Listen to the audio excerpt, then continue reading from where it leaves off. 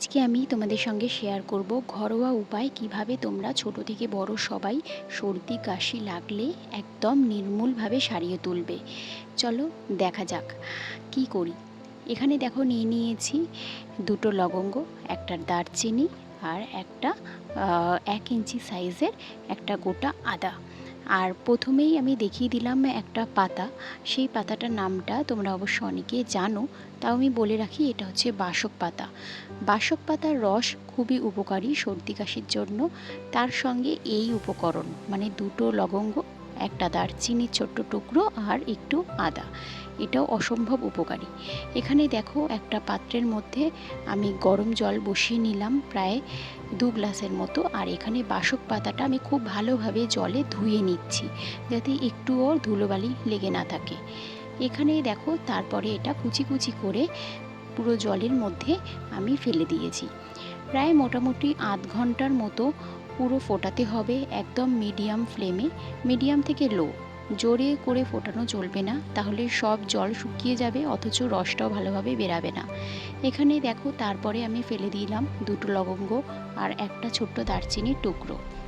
এখানে তারপরে পরিমাণ মতো আদাটা আমি গ্রেট করে নিয়েছি, তারপরে এটাও দিয়ে দেবো।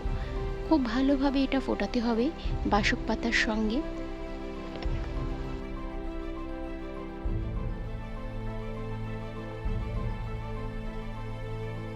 বেশ কিছুক্ষণ ফোটানোর পর দেখতে পাচ্ছি দেখো পুরো গ্রিন কালার হয়ে গেছে জলটা, আর পুরো পাতাটা পুরো ভেসে উঠেছে।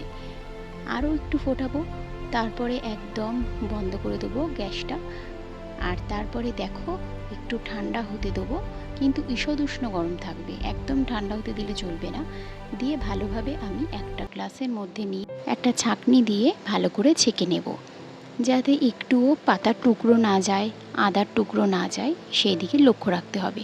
সেই জন্য একটা ছাঁকনি দিয়ে ভালো করে ছেঁকে নেওয়াটাই ভালো। এটা দিনে 2 বার সকালে আর সন্ধেবেলা খেতে হবে। দারুণ উপকারী। 1 সপ্তাহ করলেই তোমরা এর রেজাল্টটা বুঝতে পারবে। ছোট থেকে বড় সবাই করতে পারো। অবশ্য ছোট বাচ্চারা 3 বছর বয়সের পর থেকেই খাওয়াবে। আর তাহলে চলো, আশা করি তোমাদের এটা ভালো লেগেছে। আর হ্যাঁ, অবশ্যই এটা মধু অ্যাড করবে, কারণ এটা একটু তেতো তো, সেই জন্য বাচ্চাদের ভালো লাগতে নাও পারে। অবশ্য মধুটাও আরেকটা দিক দিয়ে উপকারী, সেটা হচ্ছে মধু শরীরকে গরম করে, সেই জন্য মধু মিক্সড আপ করে এটা খাবে। ছোট থেকে বড় সবাই তোমরা খেতে পারো। আর যদি ভিডিওটা দেখতে দেখতে ভালো লেগে যায় please like, share and comment করো। আর যারা নতুন দেখলে সাবস্ক্রাইব করতে কিন্তু ভুলো না। তাহলে আজকে আসি, আবার নেক্সট কোনো একটা ভ্লগে কিংবা ভিডিওতে দেখা হচ্ছে। সবাই খুব ভালো থেকো। আর এখানে দেখো পুরো রেডি বাসক পাতার কাড়া বা বাসক পাতার রস, যাই হোক। তাহলে চলো, থ্যাংক ইউ ফর ওয়াচিং।